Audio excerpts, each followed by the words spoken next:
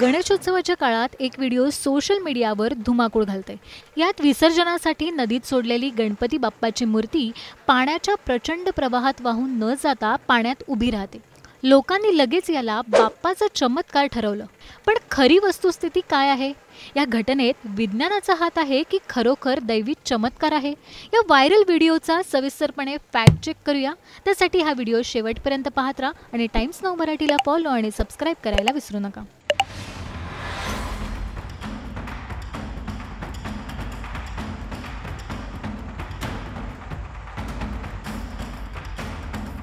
या व्हिडिओ दिसतंय की भक्त मूर्ती विसर्जनासाठी नदीत नेतात, पण मूर्ती प्रवाहात सरळ उभी राहते। भक्त पुन्हा प्रयत्न करतात, पण तरीही मूर्ती पुढे जात नाही। यामुळे तिथे उपस्थित असलेल्यांच्या चेहऱ्यावर आश्चर्य पाहायला मिळते। तर सोशल मीडियावर बाप्पाचा चमत्कार या कॅप्शन खाली या व्हिडिओने धुमाकूळ घातलाय। हे बघा, विसर्जनानंतरही बाप्पा पाण्यात उभेच आहेत। दैवी चमत्कार असे मेसेजेस मोठ्या प्रमाणात व्हायरल झालेत। या व्हिडिओचं लोकेशन मात्र कुठलं आहे हे अद्याप स्पष्ट झालेले नाही। हा व्हिडिओ महाराष्ट्रातला आहे की आणखी कुठला हेही कळू शकलेलं नाही। सोशल मीडियावर जेव्हा एखादं लोकेशन कळत नाही, तेव्हा अशा घटना अफवांना खत पाणी घालतात। आता या घटनेमागचं विज्ञान समजून घेऊया। गणेश मूर्ती साधारणतः प्लॅस्टर ऑफ पॅरिस किंवा मातीच्या बनलेल्या असतात। या मूर्तीचा बेस सपाट असतो, त्यामुळे पाण्यात पडल्यावर थोडा समतोल पृष्ठभाग मिळाला की ती मूर्ती क्षणभर सरळ उभी राहू शकते।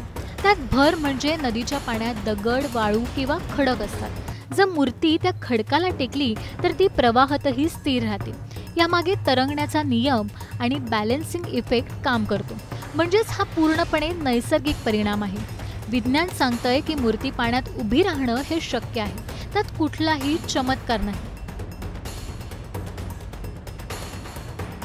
पाण्याचा प्रवाह, मूर्तीची रचना आणि पाण्याखालचा खडक हे सगळं मिळून मूर्ती स्थिर राहते। ही घटना पूर्णपणे विज्ञानावर आधारित आहे असं तज्ज्ञांचं मत आहे। तज्ज्ञांच्या मते यालाच भ्रम सुद्धा म्हटलं जातं, कारण आपण चमत्कार मानतो, पण प्रत्यक्षात ती फक्त निसर्गाची खेळी असते असं तज्ज्ञ म्हणतात। मात्र सोशल मीडियावर या व्हिडिओला धार्मिक रंग देऊन मोठ्या प्रमाणात पसरवलं जाते। लोकांनी दैवी चमत्कार असे मेसेजेस शेअर केलेत। याचाच फायदा अफवा पसरवणारे घेतात। अनेकदा अशा अफवांचा वापर समाजात अंधश्रद्धा वाढवण्यासाठी होतो। तर फॅक्ट चेकनुसार विसर्जनानंतर गणपतीची मूर्ती प्रवाहात उभी राहिली हा चमत्कार असल्याचा दावा करण्यात आला होता। पण वस्तुस्थिती अशी आहे की मूर्ती खडक आणि पाण्याच्या प्रवाहामुळे अडकली हा विज्ञानाचा नियम आहे।